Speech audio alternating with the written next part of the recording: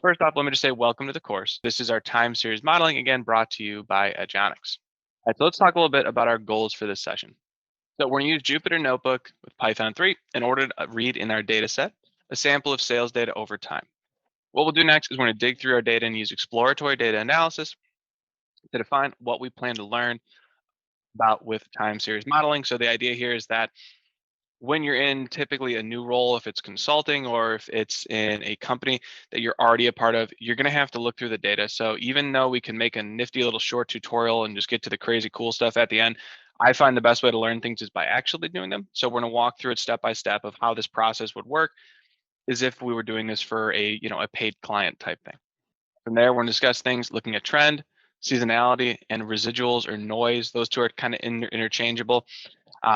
So the three big hits there are going to be trend, seasonality, and then that combined idea of residuals and noise. They kind of go hand in hand here. And then at the end, we're going to utilize our model. Lastly, we will be utilizing ARIMA, which is Autoregressive Integrated Moving Averages. So nice little shorthand acronym for that for our final forecasting and evaluate our model's accuracy. So we'll see today that when we build models, the first build isn't always our best build, and we'll talk about that process of how to go back to data, how to optimize models. So the goal today, we'll be able to start with some general data, we'll explore it, take a look at it, and then we'll talk about logical next steps with it. So first, since we have a couple people here who said they did not have the data set, let me go ahead and get that for you. So a couple of options here on what you want to download. This is the Google sheet up here. You don't want to use that just because we're going to be going through Jupyter. So either of these two here, if you want to download the CSV or the Excel file, if you have access to Excel, it doesn't really matter which one you want to use. They're going to be the same data. So again, download either one of these here, sample superstore CSV or sample superstore.xlsx. Either one of those, if you want to download them and just have them, stored somewhere locally on your computer, those are the ones we'll be working with today. You only need one of them, just two different file formats, depending on whether or not you have Excel installed. You don't need it for this in any way. So either one of these works. So just go ahead and right click and then choose download on either one of those so you have it locally. So while we're doing that, let's talk a little bit more about what time series modeling is.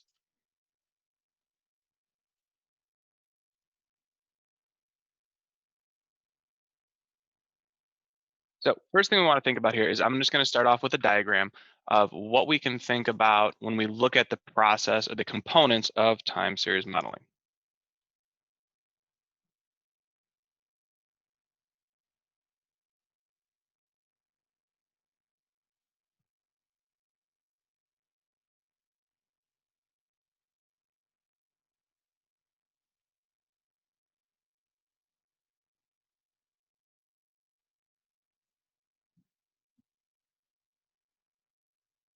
So when we're breaking down our time series components, the first thing we want to think about is our long term.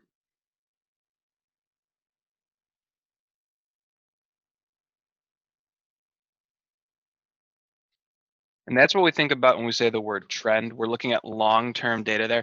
So we're saying like, okay, like beginning to end, if I'm going over a longer period of time here, what can I expect? That's where we're looking at our long-term trend. We also have what we would consider a short-term movement.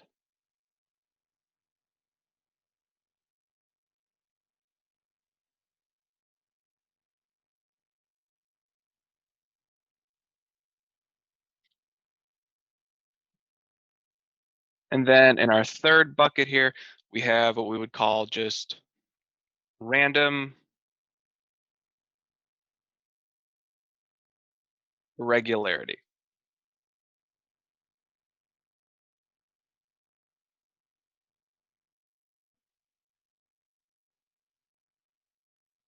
So when we're breaking this down here, so again, these are three things that I think about and that you want to have in your head when you're thinking about time series modeling in general, is that these are kind of the things that get broken down here. So we have long-term trend. So for example, if you're thinking of some of the stuff we talked about here, so with company profits, right? Sales, revenue, typically we're going to think of those as going upward if a company is doing good and going downward if a company is struggling at that time. However, long-term trends aren't always perfectly linear, right? They're not always going up, they're not always going down. So even though over, maybe the past couple of years, a business has been profitable, thus it's going upward, it's making money, that doesn't necessarily mean that it's always predicted upward. That's where we think about things like short-term movement. So within short-term movement, we have two subcategories here. We have seasonal variations,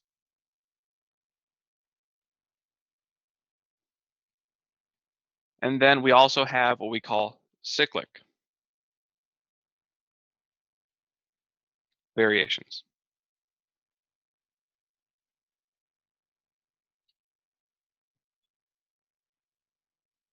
So within those short-term movements, for example, if we take a company that sells ice cream, right? Or maybe they sell something that's for warmer weather, like shorts or short sleeve t-shirts. In that case, we have the seasonal variations in the sense that we know that we're not going to sell as much of something in a given season. So we want our model to account for that.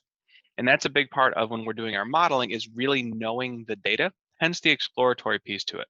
So when you're selling something or looking at data that has that inherent seasonal changes, it's important to account for that.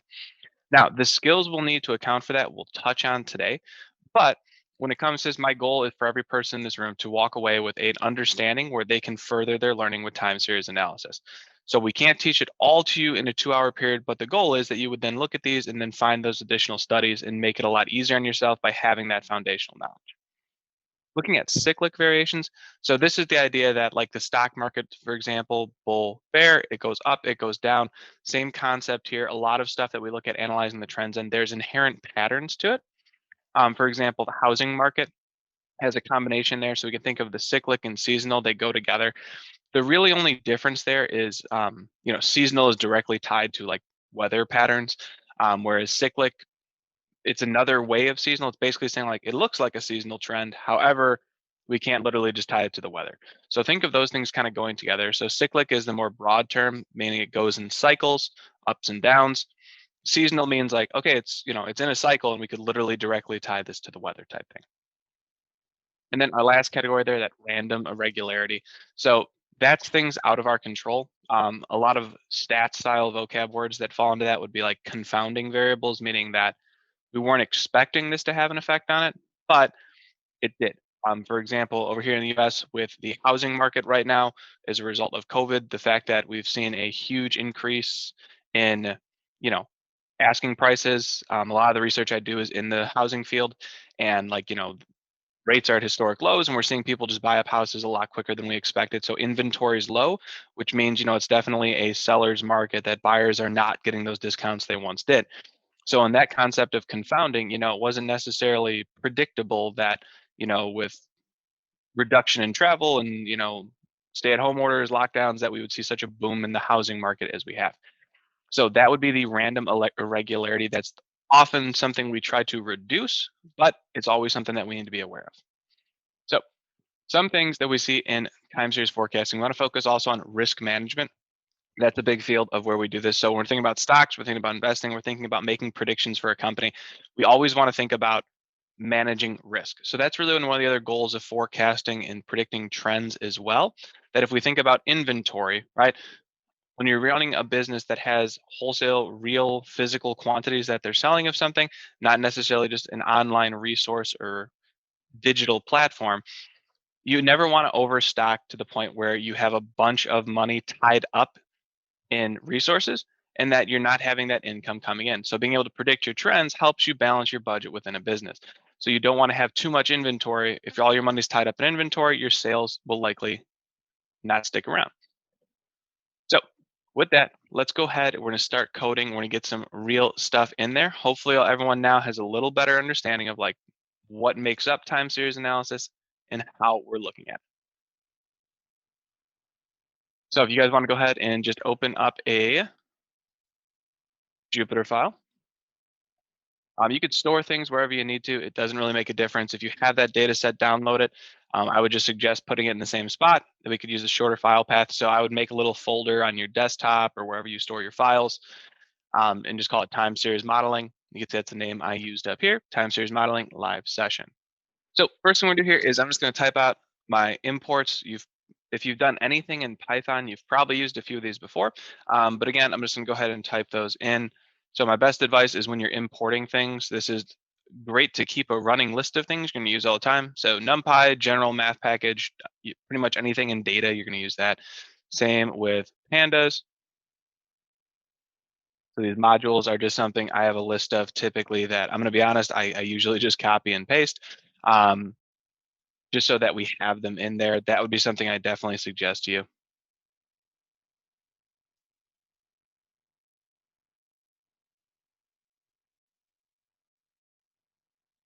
And I'm just verifying I typed everything correctly. There's nothing worse than using an import statement and spelling something wrong.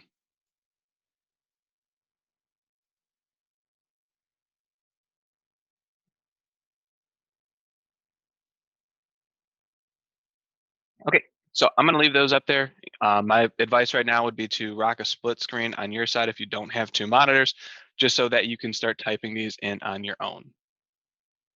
So I'm just gonna go ahead and run that on my side. So these packages in general, while you guys are typing them in here, I'm just going to go ahead and kind of walk you through what they are. So NumPy is one of the most popular math packages in the Python realm, especially in the field of data analysis and data science. Same thing with pandas. So pandas basically gives us the ability to work with tables and to do a lot of cool stuff with the data in that format. Matplotlib is dealing with our visualization pieces, so giving us the customization to those different axes there. Uh, the idea of doing the shortcut there is PLT. That's a common vernacular you'll see. So if you're ever on Stack Overflow, Googling how to code some stuff, going through tutorials, that's one of those, these first couple here. So NumPy is NP, Pandas is PD, and then matplotlib.pyplot is PLT. Those are common shorthands. So Python, especially in this field of time series analysis, forecasting, those are common shorthands we use. Now you can make them whatever you want. Like I could make NP here like 500 letters long if I wanted to, but these are ones we typically see in Python. It's just like kind of proper formatting, I guess you could say. It also helps when you're looking at tutorials to know that, just so that way, if you see someone else's code, you're not confused by what they mean. Seaborn is a really cool visualization package. It's got some cool built-in stuff. The shorthand for that is SNS. Stats models.api may or may not be something you've seen in the past. That's a great way of evaluating how accurate a given model is that we're building. And then iter-tools is just a way of like iterating through different lists, data frames, and everything there. So we'll use that a little bit as well. Okay, awesome. Got done with their import done too. So I'm gonna leave about another minute or so while people are typing in those import statements just so they have those down. All right, so what I'm going to do next is I'm just going to go ahead and type out the next bit of code here. If some of us are still catching up on this end, what we're going to have here is just two different options. So depending which one of these data sets you have, whether you have the CSV or if you have the XLSS, so the Excel document versus just a CSV, again, you don't necessarily need Excel installed, but I'm going to go ahead and type in just both ways we can import our data. So our first one here is going to be option for bringing in Excel file. And then our second one will just be an option for bringing in the CSV file. And they're the exact same data. So again, either one doesn't matter. I'm just going to put both in here so everyone's good. So if you're using the Excel file, here's what you're typing in. You're going to say df is equal to pd.read Excel. So read underscore Excel. And then just putting the name. So mine's in the same folder. So I don't need the whole folder path. I can just use the name.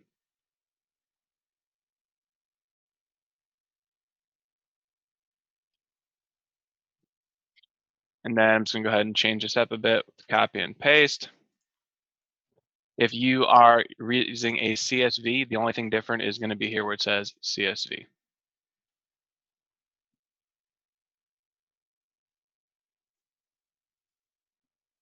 So again, when you're reading in data this way, you just want to make sure that your Python file, so that this notebook you created is in the same directory. Otherwise, you need to get the whole file path to it. And then once you read that in, you'll get your number output here, which means we're good. So while everyone's reading that in, I'm just going to go ahead and check this out real quick. So one of the first things you always want to do is just check out the header of it. So df.head, it's going to show you your different columns as well as the first few rows. It defaults to 5. I always just use like 2 just because it makes it a little bit easier to show. So I'm going to go ahead and just pause here for a minute while everyone gets that in.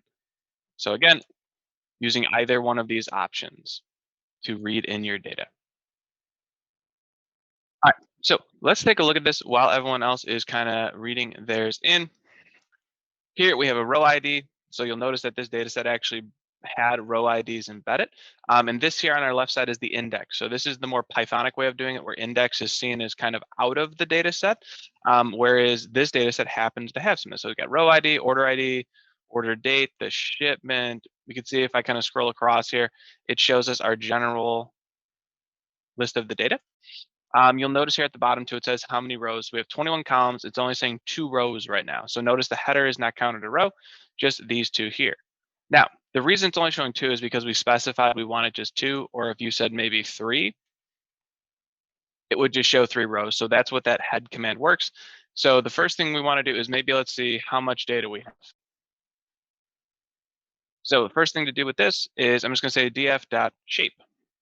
So this is telling me I have my 21 columns. And if you want to put yourself some notes in there, you could say it is telling you rows, comma, columns. That's how that command works. So our actual data set has almost, we're pretty close to that 10,000 pieces of data and then 21 columns going across. If we want to get a better list of our columns, because a lot of times when we use this dot head, you see we have these little dots in the middle. So you can't actually see anything. Back command, we want to look at what are my columns. We say df.columns. And it'll list it out that way. This is also a great shorthand cut that I use all the time when I'm creating programs. So when I'm going to do operations on a data frame, this is a great way just to copy and paste stuff. So like if you're copying over a handful of stuff, you can use this. Same thing, it's just a cool way to get these because again, if you're ever referencing a column by its actual name, it's nice to be able to just copy and paste to make sure the text is exactly right, as well as the names and spacing, for example, in here. A lot of times when we get data, especially if it's user created, it's not always like nicely, like, very compact and written with underscores and, so you want to make sure that you have that white spaces and other things. So again, using df.columns avoids a lot of those common errors that we see when I'm working with people on their data. If I look through it, when humans create surveys, we tend to accidentally hit the space bar once in a while. So it's always nice to have this feature. Okay, so if we're looking at this, the things we're going to be really focused on here is like profit, right?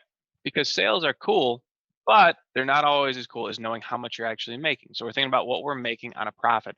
So this is an example data set of just a sales company and their inventory and then what they're selling. We see here we have the postal code where it's mapped to, customer names, segment, country, city, state, region, product ID, category, subcategory. So the idea here of what the essentials are when we're working with forecasting and time series is we need things that involve dates, which we definitely have here with our order date. So we're good there. So our big focuses are going to be on order date. We're going to look at the different categories of the data and then profit. So some quick hitter things that you can do is we can look at just the idea of profit and we can see what we can find about it. In a lot of tutorials, you'll see that the first bit of advice they always say is, oh, if you want to look at your data, so this is a high level. So if we want to take a high level look at the data, what we can do here is we could say df.describe. So what this does is it just summarizes every single quantitative column that you have in your data. So if you want to write that note in there. Also, I will suggest that no matter how many times you do something, taking great notes like this by using that little hashtag or pound symbol there. So this summarizes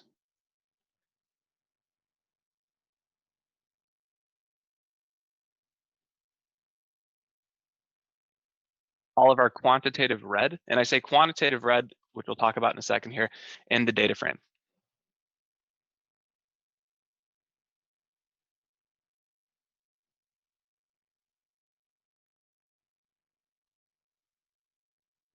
So when we're seeing here, it gives me row ID, which we know isn't really a numerical value because we're saying it's just identifying the row. So this is why I have the idea of quantitative read data, just because, again, sometimes pandas will read in numbers, even if they're not technically numerical values, like the way we think of them as like, sales, costs, quantities. So it will summarize those as well. So just be conscious when using this high level overview here that you're going to kind of get some weird stuff too, like, row ID average, like that's really not meaningful to us in any way. Same thing here with postal code. So like these two, technically these are categorical values because they're just more so sorting data. They're referencing something. But again, their red is quantitative just because they're typed in as numbers. So postal code, we really wouldn't want to look at here in this way because it doesn't really mean much or anything in this way. However, sales, quantity, discount, and profit, those are definitely useful things to investigate. So if we look at our mean here, our average, so we're seeing the quantity that we're looking at selling on average, we're between 3 and 4. So each time we make a sale to one of these clients, it's somewhere between 3 and 4. Our sales over here, looking a little above 229, so right around that 230. Discount, we can see here, these are all between less than 0. So those are being read in as proportions or percentages, however you want to think about that. And then the profit. So the average profit we're making off of each sale right here was at about $28. Now, this is something that's tough when we're looking at things like profit because sometimes we don't make a necessarily large profit on something. So we could take a loss. So that's one part of forecasting that makes it challenging is when we think about something like profit, there's a positive and negative side to it. So when we calculate things like an average, it's not always the easiest thing to do. So here, if we look at our standard deviation, we can kind of see how variable certain data is. So we're just going to ignore these first two because we said they don't make sense. So sales has a pretty high standard deviation with respect to the mean. So whenever we're looking at this kind of statistical data, if we have a smaller standard deviation, that means it's, fairly consistent data. However, if we're looking here, we're saying, okay, the standard deviation is almost, triple what the mean is. We know it's going to be kind of hard to work with that. Same thing here with profit. Much larger. It's almost tenfold that. Quantity, we're right here. They're pretty close together. We have a smaller standard deviation than the mean.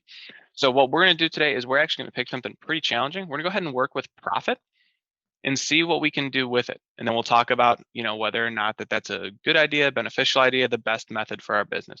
But typically, if you're thinking about a client asking for something, they're going to be worried about their profit. So we're going to do our best with this and we'll kind of talk about how that might work. So let's go ahead down. We want to see about the categories of our sales. So to get the categories, I'm going to go ahead here and just say DF, and then I'm just going to specify category. So you can copy and paste that if you'd like up here from your columns list. I'm just going to go ahead and type it out. And then cool way of getting this and seeing those as well as how many there are is by using dot value counts. So when you run that, here's our different categories within the data. So we have office supplies, furniture, and technology. So those are the 3 different categories that they're selling from.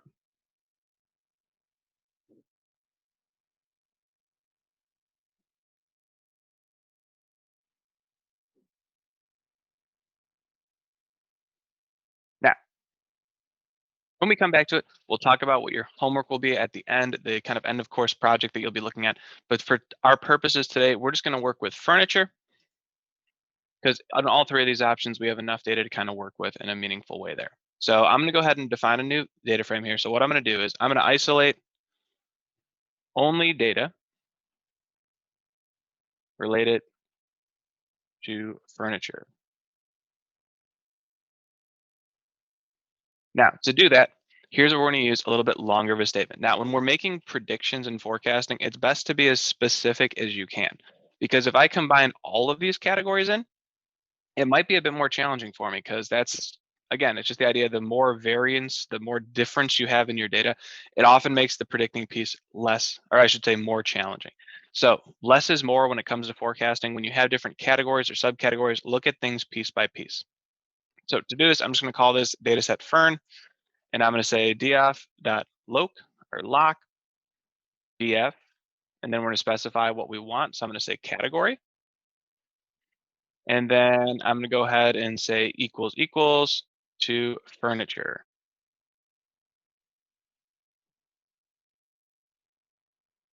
And then I'm going to pause here for a few, just to let everyone make sure they get caught up. This is one of those commands. I'm actually going to zoom in a little more so you can see. We want to make sure everything's matched up exactly there.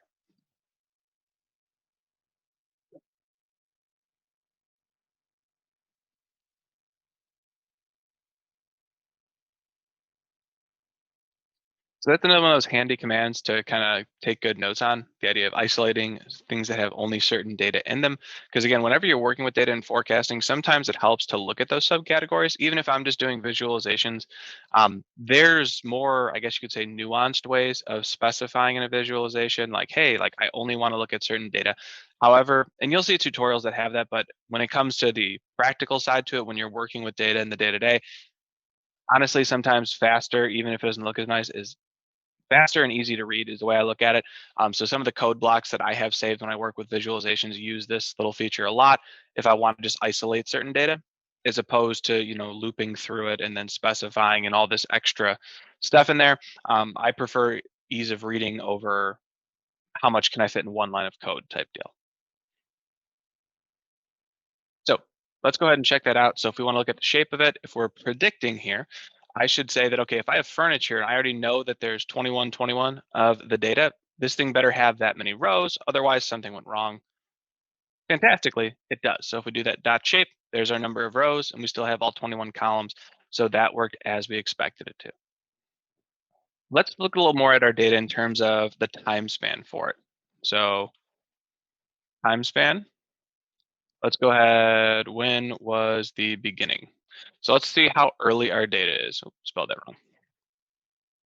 So if I want to do that, I'm going to say fern and I'm going to look at the order date because that's when it originally said, okay, when we looked at those columns, we had order date. And I want to just go ahead and look for the min here. So you're noticing that output, it is year, month, day. So I'm just going to go ahead and write myself a note there as well. So year, month, day.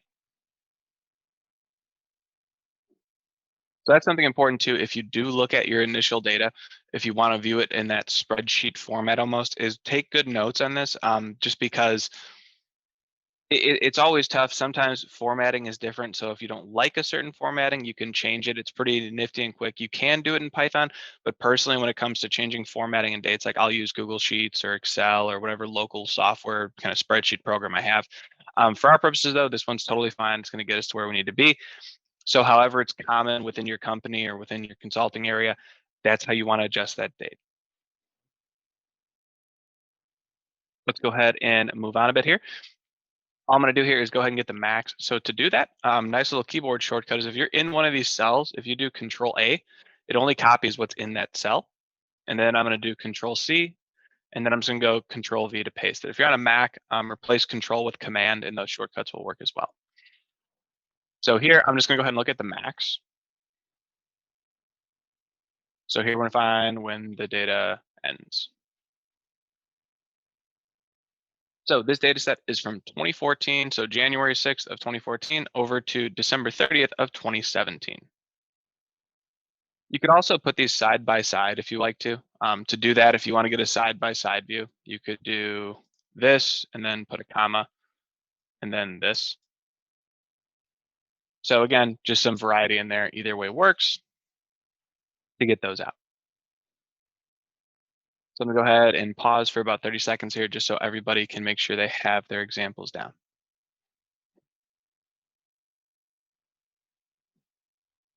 Some advice while you're getting this in is when you create a notebook, you always want to think about the audience. So one really cool thing about Jupyter Notebook is there's a ton of stuff you could do up here when it comes to this code dropdown with Markdown, heading, the idea there of taking notes in it. So a heading just kind of focuses on like a big title for it. So if there's different sections within there, I would use heading for that.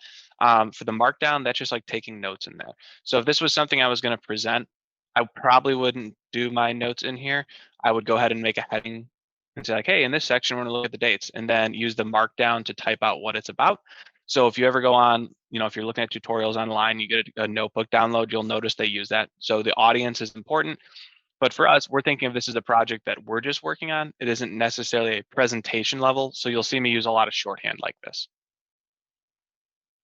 All right, so something we want to think about here is let's go ahead and look at the different types of data we have in here.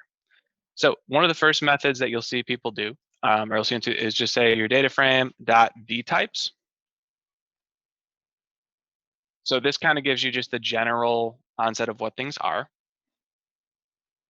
So int64 is just a number, so we can see that that row ID was again being read a number. Order ID is an object. So objects, we think about just like strings, textual things. Floats are just saying like they have decimals, so integers, positive, negative integers, quantity here, and then our floats, again, they include decimals. So that's a general way of looking at the different types of your data by saying .dtypes. The one I prefer is actually saying here, instead of .dtypes, I like to put .info because it gives me a little bit more here. So with this, it does the same thing. Tells me how many columns, it gives me the entry listing, so the indexes, as well as the D type there. So what I can find from that is looking at the null objects here. So we can see if we're missing anything as well. So in this case, we're not, but again, a lot of times you may see that you have null objects as well.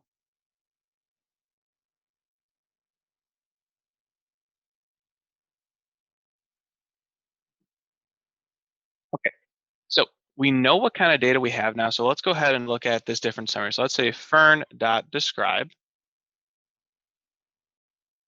So still, we have all the same rows, so we know these first two columns here are useless. However, let's go ahead and look at our data here. So we see that it's similar in terms of like the idea of profit, quantity, sales, discounts. It's not drastically different from mean to standard deviation. These other 5 bits down here, these are your 5-number summaries. So if you think back to the days of box plots, it'll tell you your minimums. You can see we now have a lower lowest minimum. When we looked up at the top, we had one close to like 4,000. Here it's at least a little lower. And then we have our quantiles here. So if I look at this, so 50% of my data is at least 7, and then 50% is less than that in this regard here. So this is where, again, we're going to see the challenge of working with profits style data. But again, that's part of this tutorial, is to learn how to go through and then to make better predictions as we learn. Now, let's get into the actual creation and augmentation of our data here so that we can get into this. So the first thing we're going to do is I'm going to be grouping data by the order date, and we'll focus on sales. So we'll start there. We'll start with our sales data over our profits, just because, again, we can kind of see here that at least these are a little less spread out than these are. So if I think about the multiplier there, predicting profits is going to be particularly challenging. So we're going to try starting with sales here. So here's going to be the command that we're going to use to do that. So when I rename data frames, I try to keep them as, I guess you could say, logical. So I said fern is my data frame for dealing with furniture. And then every time I kind of do something new in that category, I just throw a number at the end of it. That's my personal preference, because if I read through my code, I can see order to it then. So if like I have DF1 and then DF2, DF3, like I could see the inherent kind of order in that sequence. So I started with fern, and now I'm going to make a new data frame, and I'm going to call it fern1. So just saying in my shorthand, the way I code is saying that's like the next iteration. So I started with fern, and I'm going to do something new with it. So I'm going to call it fern1.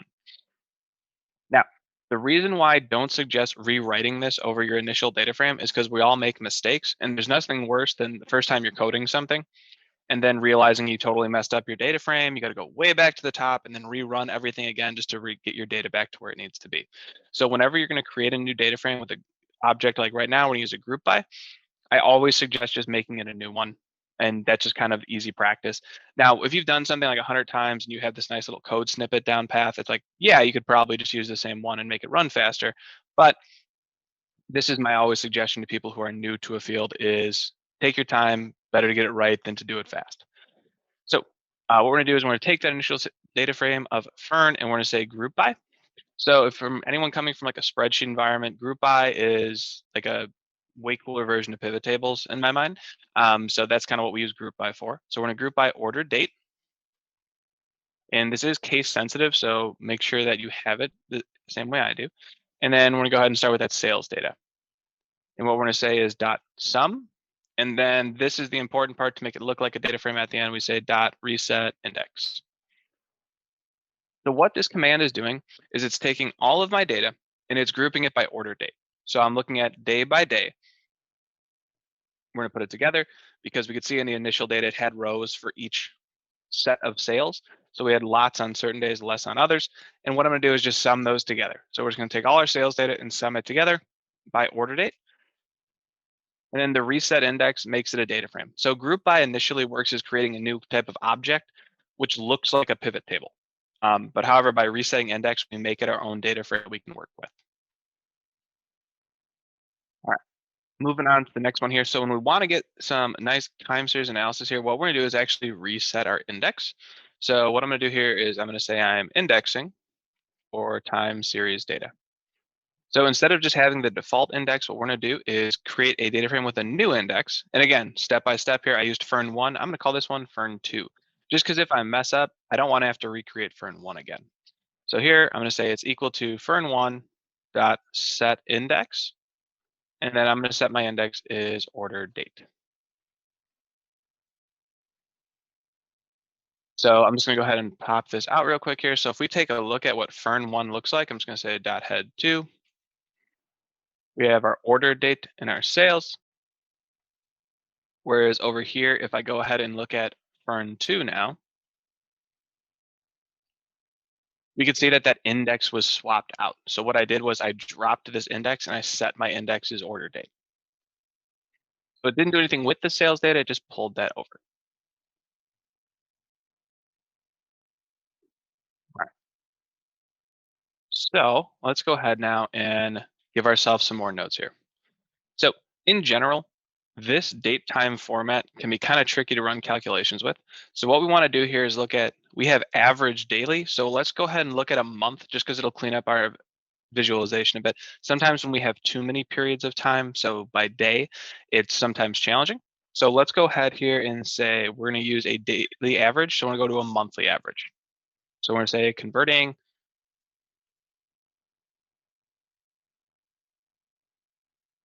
So say converting our daily values to our monthly.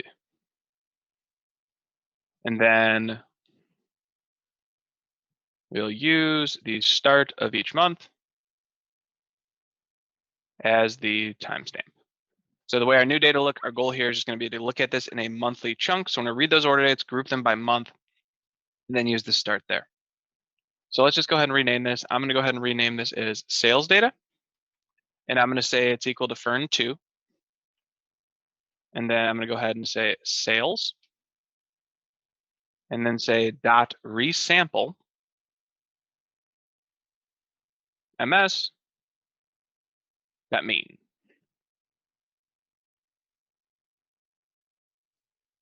So that resampling ms key there is going to be a way of getting us to that monthly area. So we're taking the average monthly. And when you run that, I'm gonna go ahead and just do a quick one here, showing you what that's gonna look like.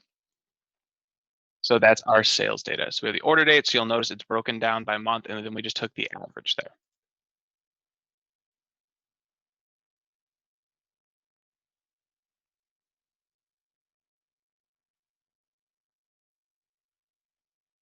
So you can see this is actually all of the data. Kind of long to look at that way. So if we want to maybe kind of just take a peek at something here, I'm just gonna go ahead and look at some yearly data here. So I'm gonna say, let's go from 2015. If I do that, so a little snippet at the end, I could just see my data from 2015 onward, or maybe I want to look at just the 2017 data. And I could just see it there. So that's the months from 2017.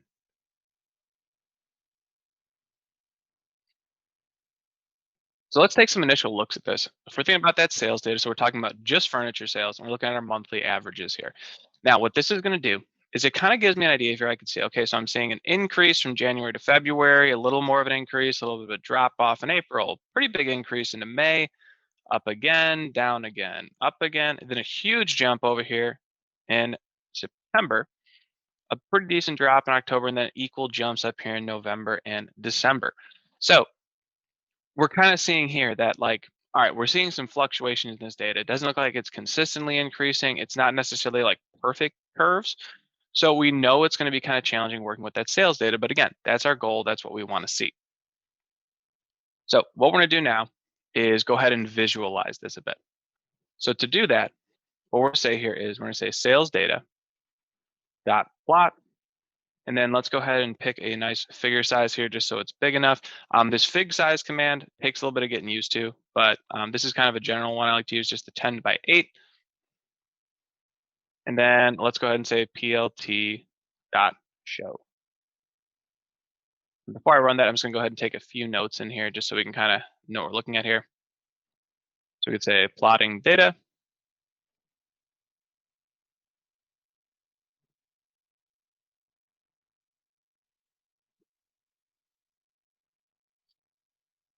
So we're gonna plot it and look for those visible trends and patterns. Let me go ahead and zoom out a bit so you guys can see it.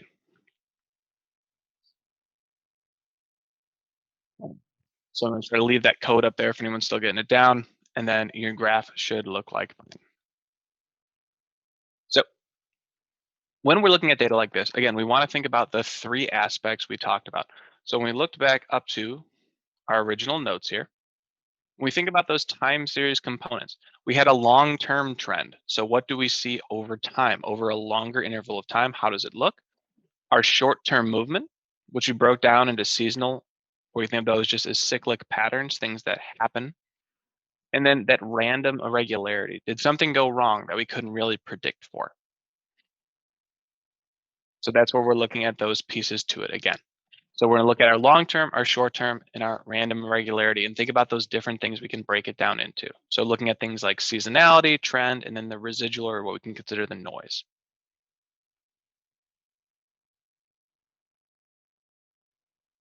So if we're looking for long-term here, well, if I started all the way at the bottom and then look all the way to the right, we definitely seen an increase, right? Here in January of 2014, where our data started.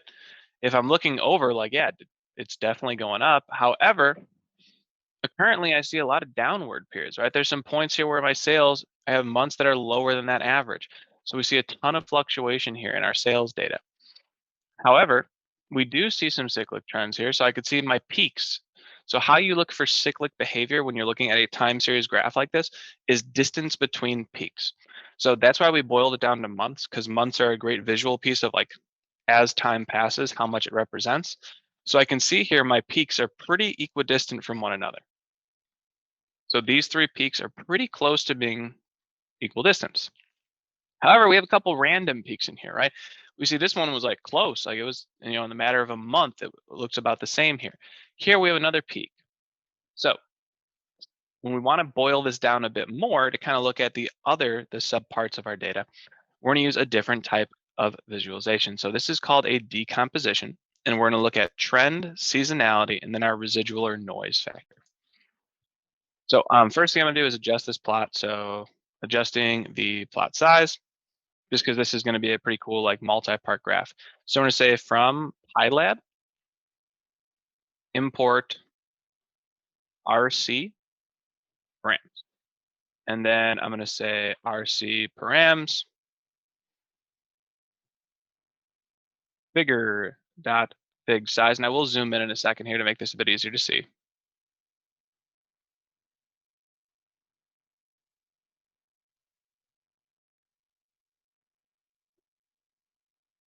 So hopefully that's a little easier for you to see now.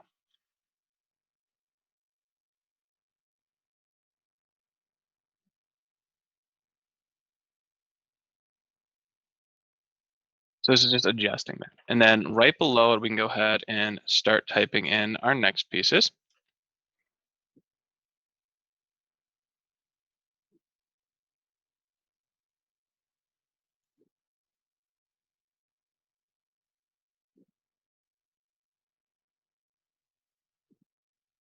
So I'm gonna go ahead and create that decomposition. So to do that, I'm gonna go ahead and just call it decomposition and say equals MSM. So that's our stats models. That again has a lot of great pre-built definitions, functions to look at these types of things without having to do it by hand. We're gonna say dot TSA dot seasonal decompose. So you want to make sure again you got that typed exactly right. With this one, we have to tell it where to look. So we're gonna say we're gonna look at our sales data. And then our model here, we'll stick with our additive model. And if you read up on the documentation on that, there's a lot of different model options there. But again, additive is always probably the best place to start. And on my next line, I'm just going to define my figure. So I'm going to say it's just equal to decomposition. So that variable we defined up there. And I'm going to say dot plot and then just plt dot show.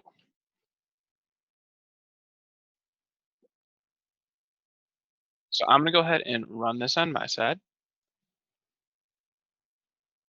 You'll notice that one takes a split second there, depending on how much your processor and RAM, that might take a little bit longer to run. So I'm just going to go ahead and again, let's get this typed in correctly, and then we'll talk about how to interpret these charts. Okay, so first let's look at the order we have on here. So I'm gonna go ahead and zoom in a bit so we can see on mine.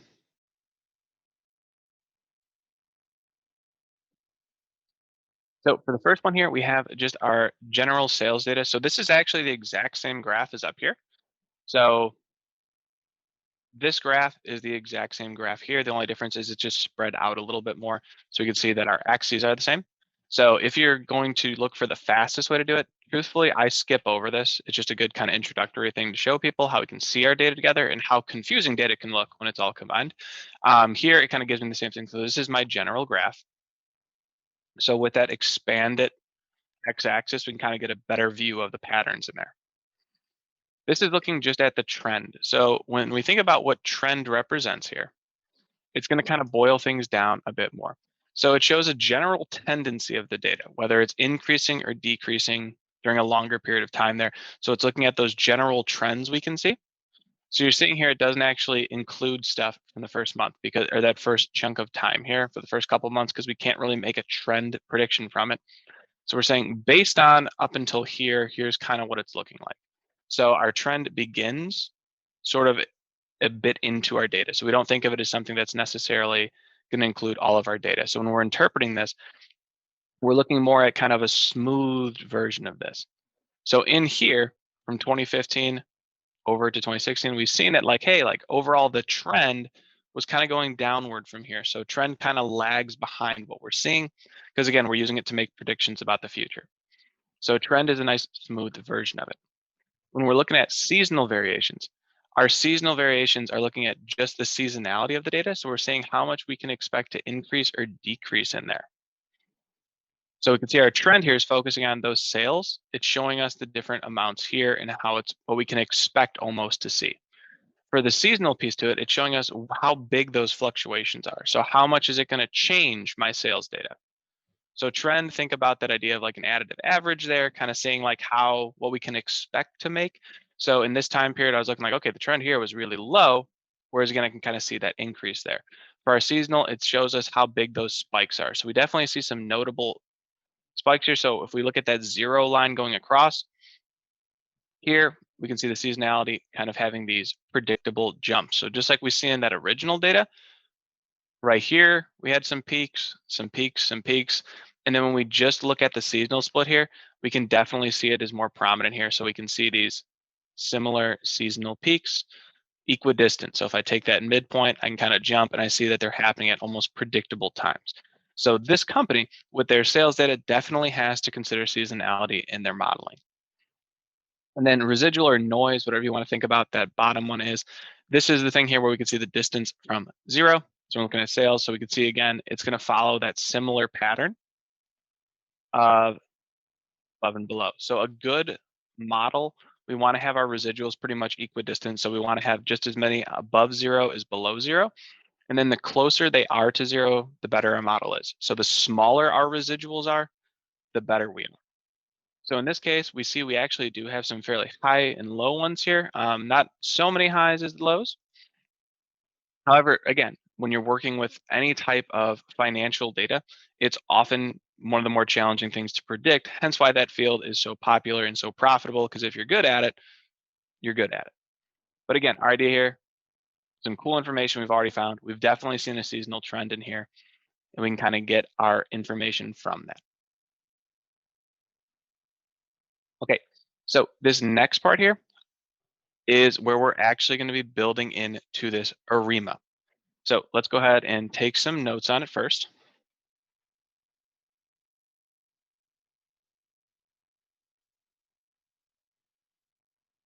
So what is ARIMA? Now, first thing, we have what it stands for, right? So that's always a nice thing to have with acronyms is it is autoregressive, integrated, moving averages. So this is something you'll see a ton when you get into the fintech area or the financial analytics and forecasting is the idea of what it is and how we use it. Now, when we're thinking about this, before we train this model, we have to figure out what certain things are. So there's going to be two different really kind of indicators we look at here. There's three variables that or parameters, I guess you could say, that ARIMA considers. So let's go ahead and specify a bit more here. So our predictors depend on the parameters P, D, and Q.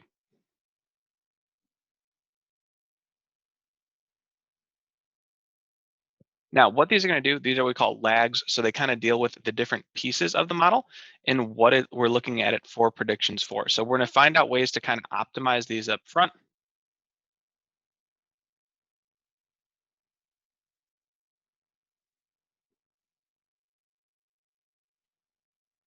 So there is ways you can use what's called auto ARIMA, where it does it kind of on its own. So that's one way. But for the purpose of this, I want us, since a lot of us don't have a ton of implementation practice with this, I want us to almost kind of brute force it and do it by hand, not by hand, but in Python to kind of see each piece of it and how we could put that together. So while there is faster ways to implement this, when it comes to learning Python and learning about things such as time series forecasting, a lot of times it does help to, kind of learn the steps before you take the shortcuts. Not that there's nothing wrong with using modules and packages. As you can see, we're not, recreating pandas here by hand. However, with stuff like this, if you just get right to the shortest possible way to run something, you don't really understand it over time. Hence, like for example, we built this less nice to read graph. And then we showed like the cool way to get it all at once here. All right, so first thing we're gonna do here is we're gonna look at how to determine P and Q. So those are gonna be the two parameters that were sitting in there. So so D represents the number of differences. And in that case, we kind of just assume D is equal to 1 because we don't know a ton about that. So non-seasonal differences here. So let's go ahead and actually write this down. So D is number of non-seasonal differences. Sorry, just trying to make sure like you have good notes on this as well.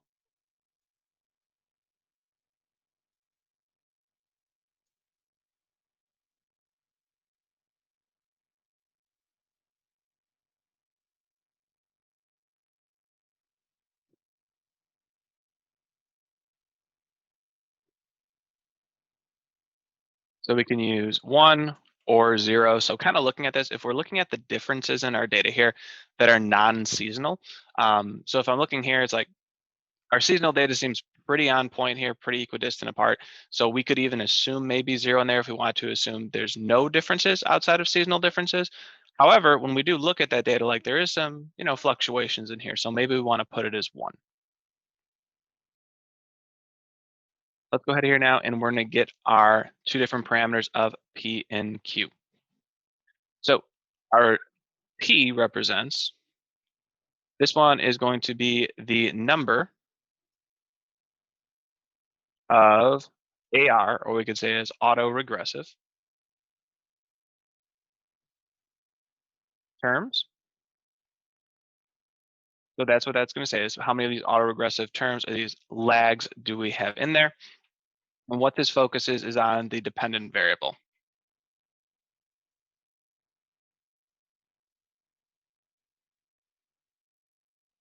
So we're saying how many different aspects or how many different components, how many different categories, subcategories do we want to have on that?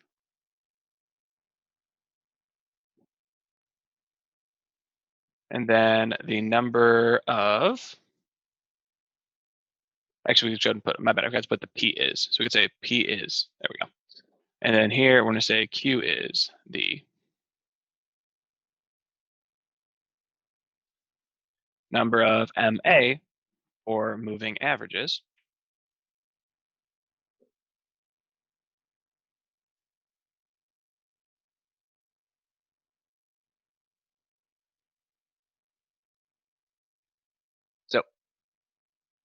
Those are what those two kind of represent. And again, there is programs out there that kind of like try a bunch of different ones of these. However, I want us to kind of see if we had to do this piece by piece, how it would look in that way.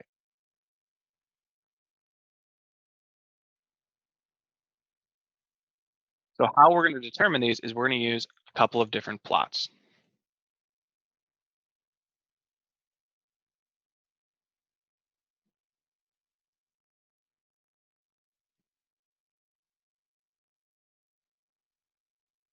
So for this one, the first one there, the ACF plot is an autocorrelation function. And then the PACF is a partial autocorrelation function. So in this case, we're going to use these in conjunction with one another to go ahead and figure out what these values are. So the first thing we want to do is load these in. So we're going to say from stats models dot TSA dot stat tools. We're going to import ACF comma PACF. So that's a nice way of when you want to import more than one specific thing, you can just do the comma there instead of typing this into 2 lines. Okay, so building out these models. So we're looking at the number of lags and the number of components in there. So I'm going to say lag ACF equals, we're going to say ACF, we're going to use our sales data. And then we can just kind of say here, general one would be just to start with 20 here for this. And then for my next one here, I'm going to say lag PACF, so defining that one. So for our partial correlation function here, we're going to use the same inputs of sales data.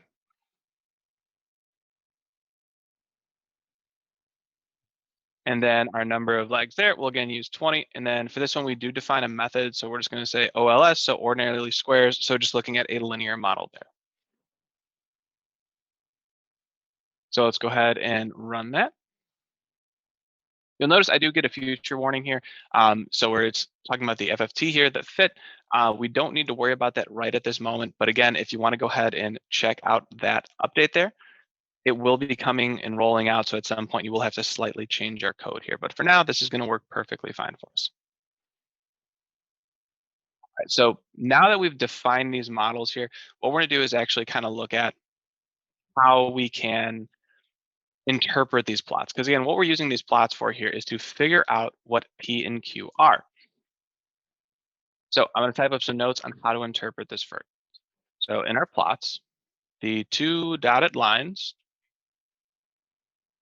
on either side of 0 are confidence intervals.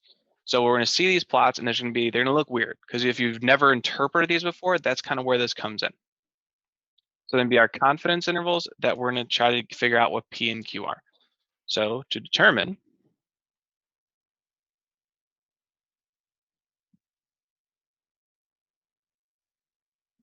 for our P,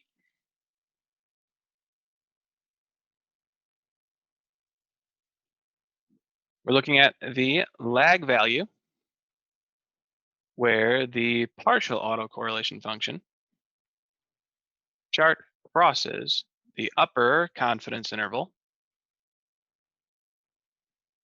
So we're going to see where it crosses it.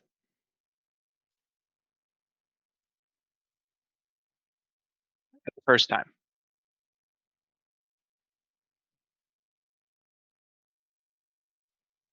And then for Q, I'm just going to go ahead and copy and paste this a bit.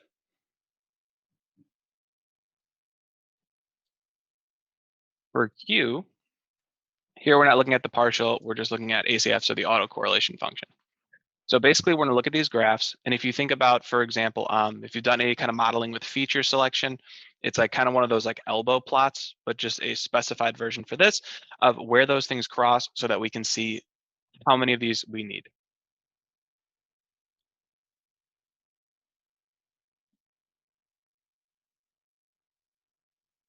And then let's go ahead and create some visualizations here. So with a visualization like this, it is a little bit more hands-on to get it piece by piece. So I'm gonna go ahead and type it out and then we'll talk through what each thing does. So first we'll go ahead and plot our ACF.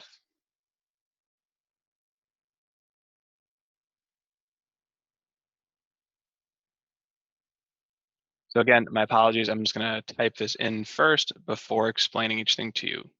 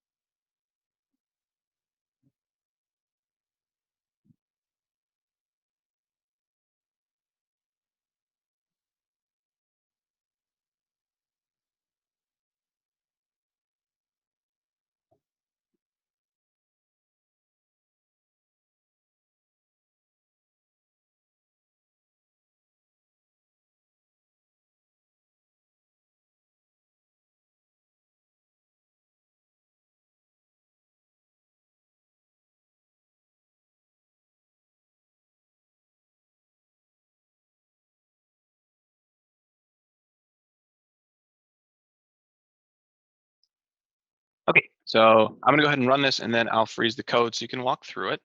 I can probably put a plt.show to get rid of the top thing at the end. There we go.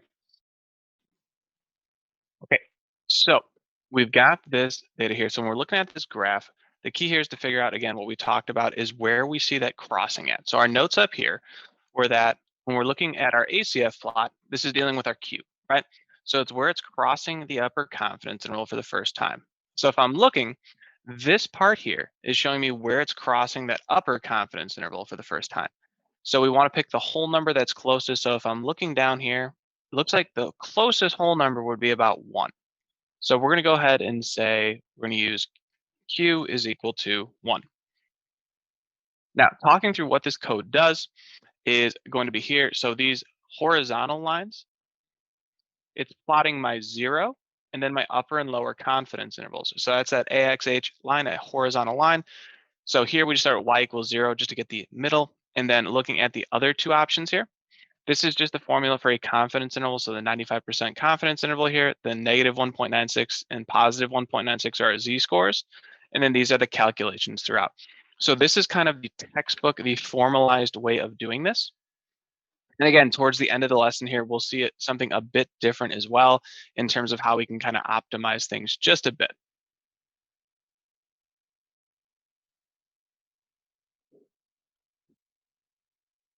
I see a couple people in the chat here are saying, hey, like, we're getting a little confused or getting errors. That's totally okay. Again, if I want you mostly to follow along at this point, and then we'll go ahead and get this shared out with all of you. So for our next one here, let's go ahead and look at our partial autocorrelation function. So this is going to be a really similar plot. So I'm actually going to go ahead and do that Control A, Control C trick of copying this over and just edit things a bit here.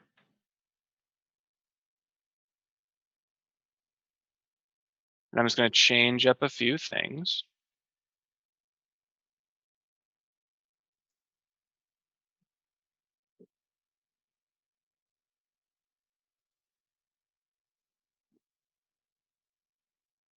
So you'll notice all I really changed when I copy and pasted that code was the P here in front of the ACF, and then here and here as well. Other than that, our graph is actually going to be very similar. And then we don't know this yet, but we're figuring out P here with our partial. So I'm gonna go ahead and run that. So this should be the graph they're getting. And then I'm just gonna go ahead and hang tight here for a minute while everyone gets this down. All right. So we've got that there. So again, we're looking where it crosses the upper level. And again, we can see our first crossing of that upper confidence interval is going to be right about 1 as well. So we'll start with P is equal to 1 as well. And that's really all those charts are for, is just kind of figuring out that first key point. Now, let's go ahead and start building our model here, and we're going to kind of see what we can do with it. So the by hand approach here, looking at it piece by piece and following our intuition, was saying to use 1 and 1 for our P and Q. And then we talked about using whether it's 0 or 1 for D. So we're going to go ahead and default to that 1 because I said it's kind of a more safe bet when we use these types of models. So this is going to be we're actually going to get in our model. So we're going to say from stats models dot TSA. We're going to get the ARIMA model. We're going to say import, and then in all caps here, ARIMA. So again, kind of the default look here with D is just to go with 1. Now, if we're looking at this, so first we're going to say model is equal to ARIMA in all caps. We're using our sales data. And then our order here, starting that out, is there. So that's just kind of specifying the initial order of our data and how we're looking at it. We're gonna go ahead and store our results. So we're gonna say results. I just use AR there for ARIMA equals model. So that first model we defined, I'm gonna say dot fit. So it's telling us to fit the model. Then let's build a plot here as well, just so we can look at it. So I'm gonna go ahead and build out just a nice little plot below so we can kind of visualize what we're seeing.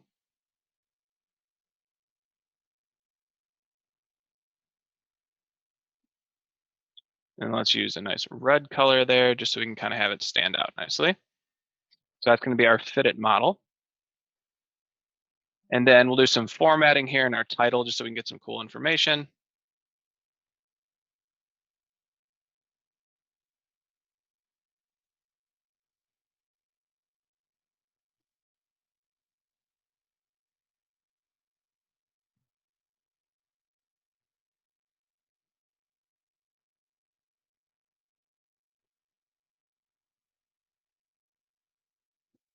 So I'll walk you through what this means in a second here.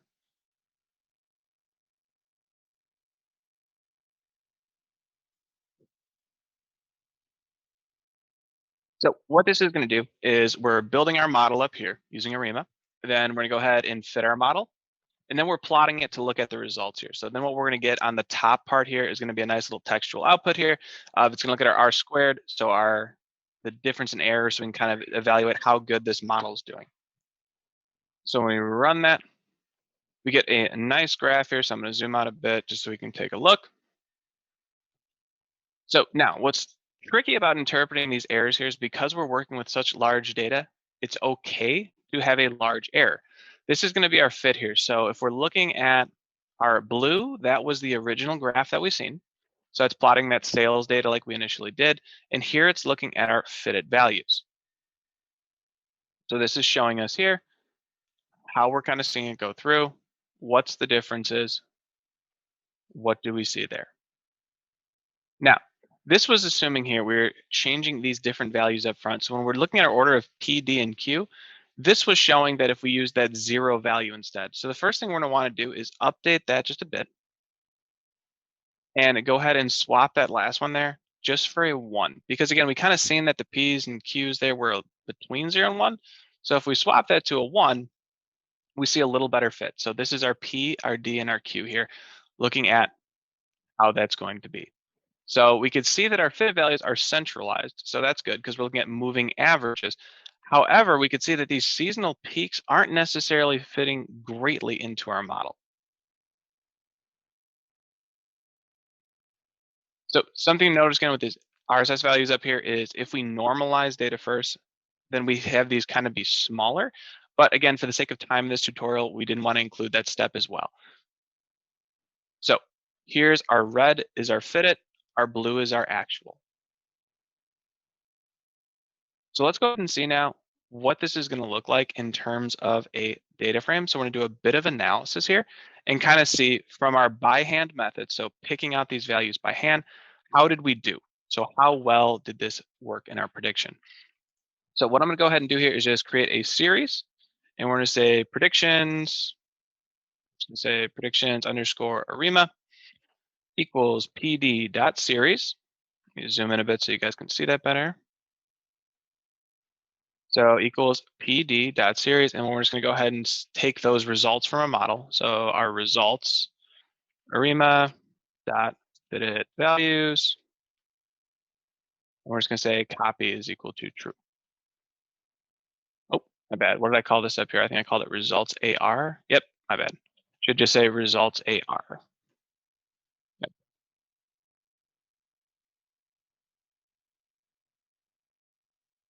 And then I'm going to go ahead and check out what this looks like. So it's just showing me those predictions that we had up there. Now, what we're going to want to do, since the order dates are going to match up here, we're just going to go ahead and merge these two. Because if I look at what we originally had here, so our sales data, they're ordered the same. So instead of doing like a merging thing based on order date, we can just go ahead and combine these quickly. So let's just go ahead and create a new data frame, putting these two things side by side. So I'm just going to call it my final data frame and say pd.dataframe. So this is a nice way to kind of go side by side. So a quick way to analyze how well our model may have looked. So this is building out a data frame here. So I'm specifying the actual, that means like the actual data versus our ARIMA data.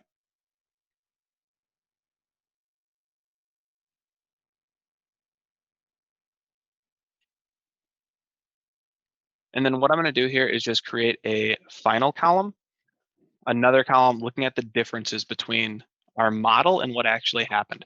So we're going to look at the differences between the blue, which is our actual data, and the red, which is what our modeling data looked like. And then one thing I'm going to recommend here too is the importance of looking at absolute difference. So like we talked early on about averages, we might have data where the average is pretty darn close to zero. So when we look at that original sales data, and I apologize, I'm going to scroll way back up here so you can see it. So that original sales data, here was our average, but we had a larger standard deviation. So anytime that we have positives and negatives in there, it makes it kind of challenging. So we always want to look at the absolute value of the differences here to kind of see how different our data is. Because if we look at the red to the blue, we can see we'll have positives and negatives. So sometimes if I look at like an average difference, if I don't consider it as absolute, meaning like just absolute value distance, it might come out and say, hey, the average difference here is like 2. And it's like, wow, that's awesome. But in reality, when we're trying to evaluate a model, we just want to think about difference period, not necessarily above or below. So to do that, I'm going to create a new column, and I'm going to say final actual minus final ARIMA. And with outside of those parentheses, I'm just going to put .abs just to get the absolute value there. And then if we go ahead and take a look at that, I'm just going to go ahead and say .head. Maybe we want to look at the first 5 here. So I can see those differences there between the actual data and what my modeled or predicted data was. All right. So these are our initial differences here. Now, a good way to kind of do a quick, again, there's more advanced ways to look at this, but for a quick evaluation to kind of see here, I like to just do this and then do final.describe because it tells me, oh, it's about describe wrong, how that difference looks. So when we're looking here, what we want to do is interpret this as a general idea of like how off is our model or how good is our model. So ideally, if we look at this here, when we did it by hand and picked out those values, we had some disparities here. It didn't really seem to account for that seasonality too well. So if we look at our difference here, we could see when we're breaking these apart, our average difference is about 233 off. Now, how we gauge how off that might be is based on our data. So here, if I'm looking, the averages for the actual and the ARIMA are pretty darn close. They're almost like identical, right?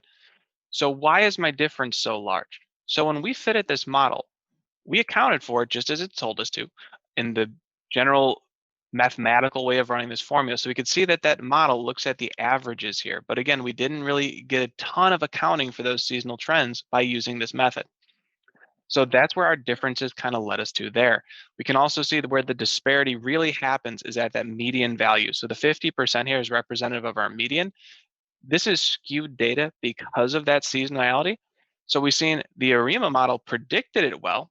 However, the differences here, so that median level of difference was still high. So because of this, we'll say that at first here, this wasn't our best model. So this isn't something I would use for a big picture inventory prediction. If I was using this as a company owner, I'd say, okay, I can estimate, yearly sales pretty well using my ARIMA here. If I look at the averages and the medians, like, because again, it hits most of the data points. It accounts for the overall trend I'm seeing for the year.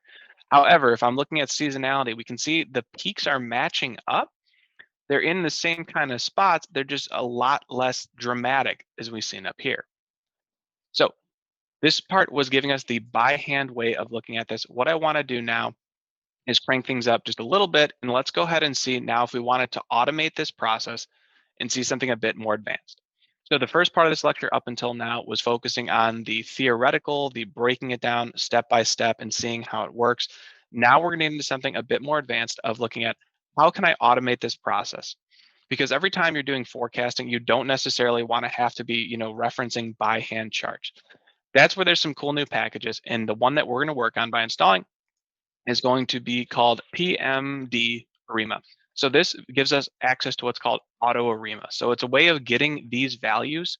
So instead of having to go and create charts such as these by hand, as this is a admittedly lengthy process, we want to automate this so that we can actually get this to where it's fast, it's easy, and we test a bunch of different things at once. Because that is the goal of machine learning and predictive analysis, is that we don't want to have to rely on our interpretations of what things should be. We want to test them all. So to do this, we're going to do a pip install just in Jupyter here. So I'm going to type pip install, and I'm going to say pmd ARIMA.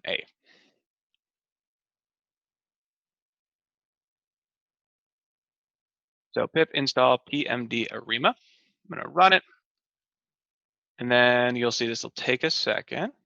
And mine will say already satisfied just because I have it already. However, if you don't, I'm going to go ahead and pause here for about 20 seconds while people are getting this in.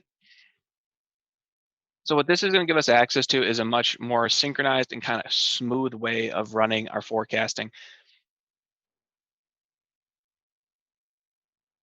But as with anything in math and computer science, we do want to understand the process along the way before we get into the, kind of most implementable and fast way.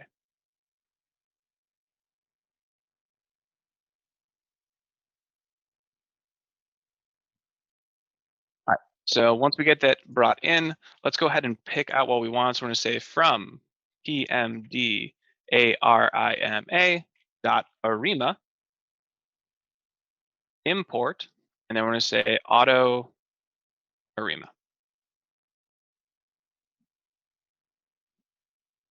So auto ARIMA refers to like, hey, we're going to use the same kind of process. We're going to look through it, but what we're actually going to do is just kind of let the computer do the work. So instead of us creating charts by hand and looking for values of P and Q and only testing a few, let's go ahead and test a bunch of different options here. So we already have our data prepared. So let's just kind of take a look at our sales data again. So we already have it prepared the way we need it. So that means we can go ahead right on in here and execute our program. So the first thing we're going to do is we're going to go ahead and split up our data here. Now, there's more formalized ways of splitting. However, I'm just going to kind of use a quick shorthand thing only for the sake of time here. So we're going to look at an 80-20 split. We're going to use 80% for training a model and then 20% for executing it. So this is kind of kind of looking at a better way to evaluate our model's ability here. So we're going to go ahead and do a quick divide for training and testing. So I'm going to say train is equal to sales data. And I'm going to explain this in a second. So just let me type first.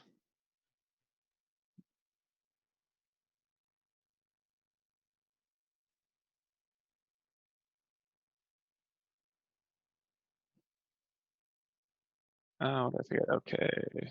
Sales data and 0.8 times. Oh, there's the missing parenthesis. There we go. Okay, I knew I was missing one. And then for test, so again, I'm going to type this up first just to make sure I don't have any unintentional errors in here. And then I will walk you through what it means.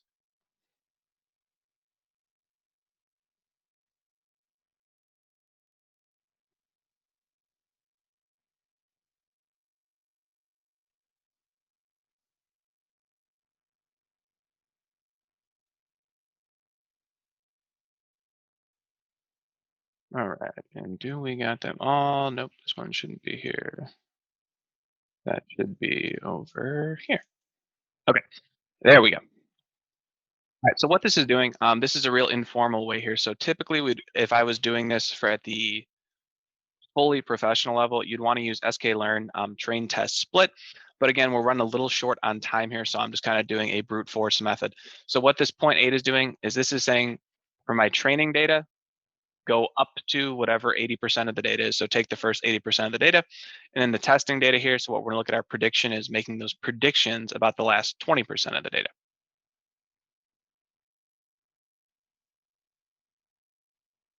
Oh, and that's what I forgot right there. Putting that slice in. So this is just slicing up my data into two sets, the training and the testing.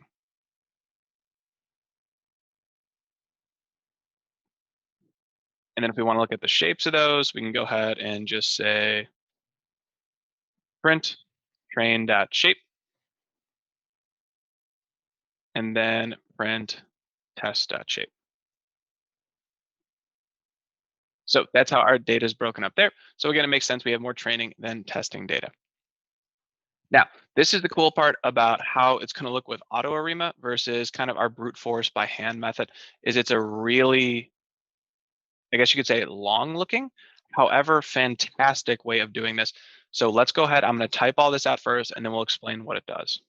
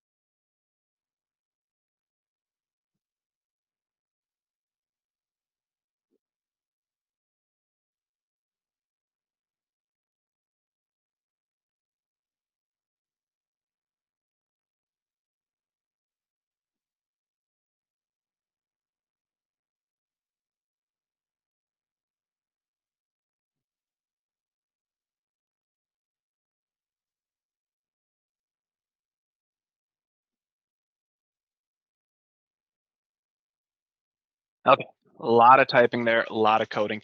So what this is doing is we're going to walk through this kind of piece by piece here. So this is training my model. So it's saying to create my model up here, we're going to say this model is equal to auto ARIMA, and this is all the different specifications I can have in there. So this is kind of the default typical ones I use when I work with. Now, again, depending on how crazy data looks or how predictable data looks, you can adjust these maxes here. So basically, we want to just make sure that they're matched up.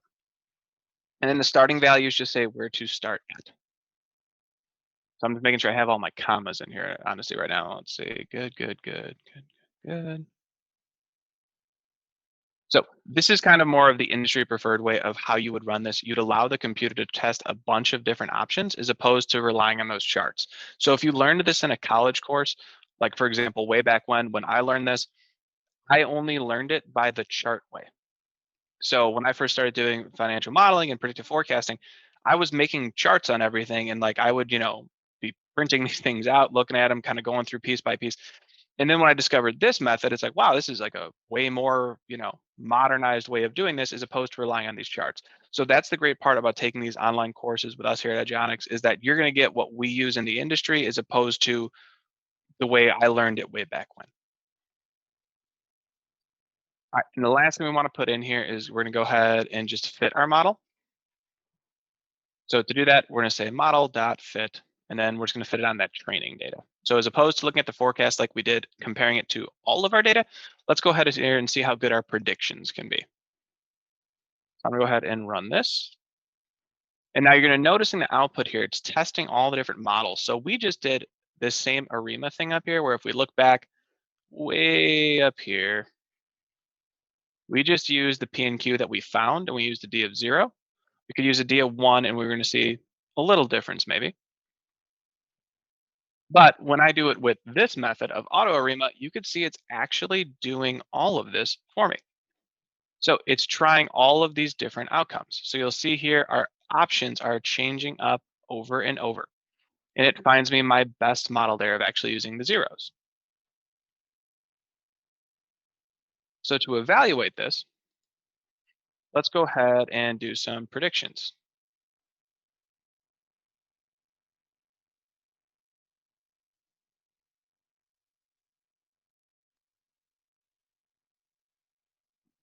So here's some general coding you'll see a lot is y pred. So saying the output predicted. So we're going to say model dot predict.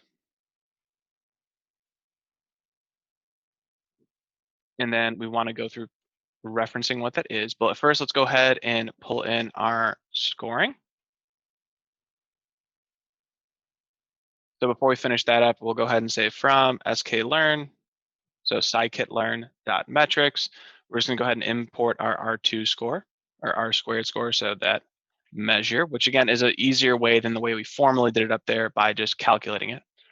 We're going to say accuracy is equal to R2 score. We're going to say dot valid, dot values, and we're going to use our prediction. And then we're just going to go ahead and print that out. So when we're looking at what it is we're predicting here, we're using that model to make predictions, and we need to specify where it's coming from. So I'm gonna go ahead and give you a moment here. I'm actually gonna scroll back up and make sure everyone has this down because I'm realizing that's a long code and I got a couple messages here to make sure we have that in. Okay. So actually, change my mind a bit. Let's go ahead and just delete this, and we're gonna do a little bit more here because we do have a few minutes left. So first, let's go ahead and check out a summary here. So we're gonna go ahead and say model.summary. And we can see here, this is going to tell us about our model. So we can kind of see here some just different outputs for it. So the coefficient, standard error, our significance, whether or not we have it. So this does give our probability that it's greater than that z-score there. So the intercept in sigma 2. You'll also notice there's a lot of cool just measures in here. So we're looking at heterodacity, our skew. So again, this is stuff you want to definitely read up on the more you get into modeling. Our confidence interval down here, so our statistical significance. However, we don't want to spend, again, just for length of time going through all this, but I do want to suggest that whenever you're getting into modeling, you always want to use that dot summary feature.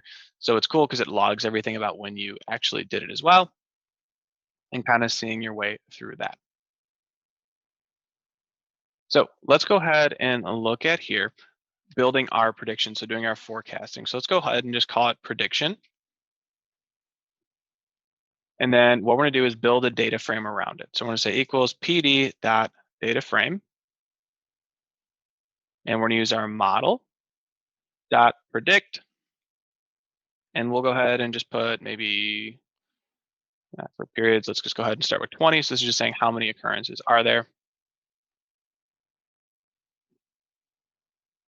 And then our index, this is saying what to base it off of. That's our test data and then the index on it. And then we'll say prediction dot columns. We'll just say that's our predicted sales. And then let's go ahead and look at our prediction. Oh, what is it not liking?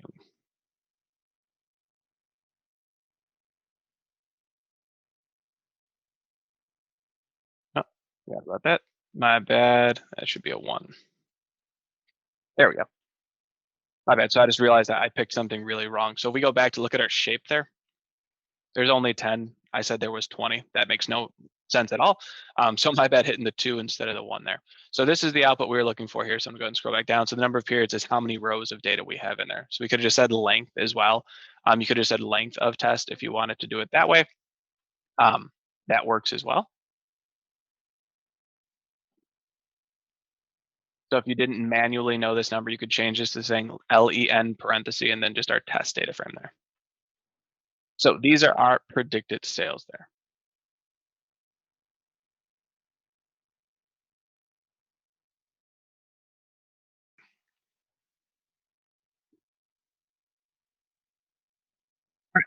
So now let's go ahead and see what we have here. So if we want to get this output here of how good our prediction is, so our R2 score, let's go ahead and bring that in. And this is what we'll end on here. So from sklearn.metrics, import R2 score, R squared. That's just the shorthand for it there. We're going to say test, and then we're going to use predicted sales equal to our prediction. And then what we want to go ahead and do here is just kind of go ahead and compare what we have. So what we're going to do is look at the side by side between these two. So we're going to say R2 score. and then from our test data frame. So let's go ahead and take a reminder of what that looks like for us here. So our test data frame, we have our order date here and we have this. So what we want to do is to change this up a bit here so that we can actually run this. So if we look at our prediction,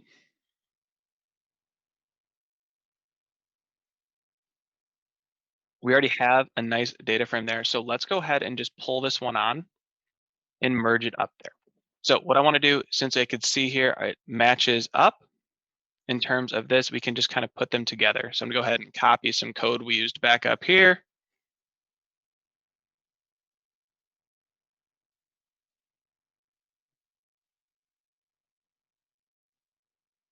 Just to put these two together. So I'm just gonna use the name final again. So maybe I'll put a final X at the end there just to make it something different. So what we're here is we're pulling from this one, we'll use our actual. So this is gonna be from our test data frame. So I wanna say test here. And then here we can just call these our predictions.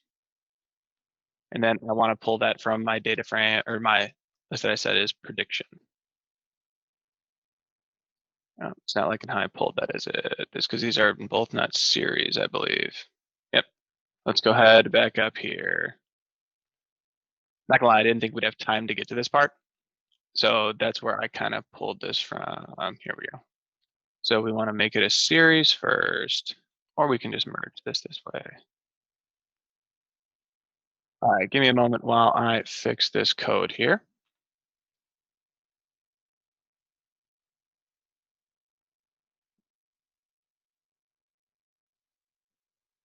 My apologies on this again. I didn't think we'd have time to actually run it the whole way.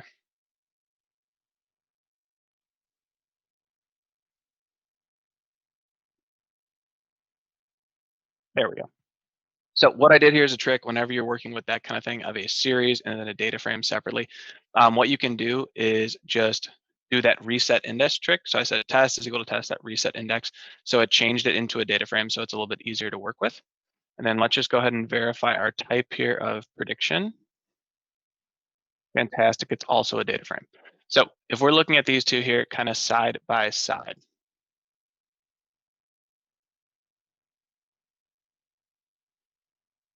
when we get our squared score, we're looking at our prediction sales versus our actual sales. So let's go ahead now and just type this in. So we can go ahead here and just say, we can get rid of this line and we'll just do an R squared score. And we're going to compare our test of sales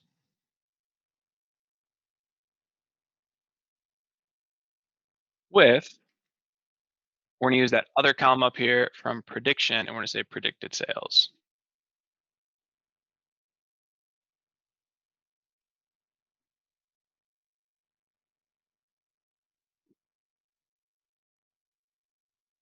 So we get that there. So that's our R squared score there. Now, when we're interpreting R squared, we want to think about it being the higher, the better. So even though we optimized this model as best we could, we still have a pretty low R squared score here. So the conclusion I'd be making off of this is that ARIMA, although it's a great model and fits pretty much most data that we work with, if I was going to be going to market here, I would not be using this model. We may would have to do some normalization on this data first. Or again, furniture sales may just not be something that we have a totally easy way of predicting for this company. So even though we got our results up here, they were statistically significant. When we're looking at that R squared to evaluate how accurate this thing might be, this wouldn't be an ideal way of doing it. So something I would suggest on this is to go back and then we're going to adjust some things. So to summarize here, as we're running out of time, what you wanted to work through is just looking at this last part here. So how we used this version of the ARIMA model training, this is going to be the optimized way of doing it. So we can kind of get rid of the piece by piece manual work there. So this is kind of the goal here is looking at this. This is your optimized model. So the two key takeaways here from our work today are when we get into visualizing, this is our key way to visualize. It's the best, most efficient method. And then when we want to train a model, we can go right to auto ARIMA as opposed to doing all those in between sort of steps. Evaluation, we need to build a data frame to evaluate. So again, you're looking at the actual versus the predicted, and that's how you get your R squared score there. So as we're looking at what a applied project would be for you to do, you want to think about trying to do some time series modeling here with a different category. So we worked through furniture. You want to try to use something else. You want to try to specify your data down. If I was looking at next steps here, maybe I would look at the subcategories feature and try to say, hey, well, okay, furniture seems to not be something I could model overall. Can I boil down the code even farther? So where you'd be looking to do that would be way back up here where we're looking at these different categories. You could also look at the subcategory. So for example, under furniture, I'm comparing things like bookcases and chairs. Perhaps I might get better results if I look at just one or the other. So just bookcases or chairs. So for your homework, what you'd want to do is first try to boil things down a bit here. So when I was doing this part, try to find a way to isolate it even more. So try to specify a little bit more than just furniture. That should help increase how we can make these predictions. So again, for your homework, you want to run this process. You want to run ARIMA, and you want to try to go with better accuracy by first honing down your data. So that'll be the homework for that. And that's going to be the project that you want to complete here. So again, hone down your data first. So don't just use furniture, a broad category, specify down, do some data exploration. And then, as we discussed, shortcutting things using only the code that you need here to get to that auto ARIMA.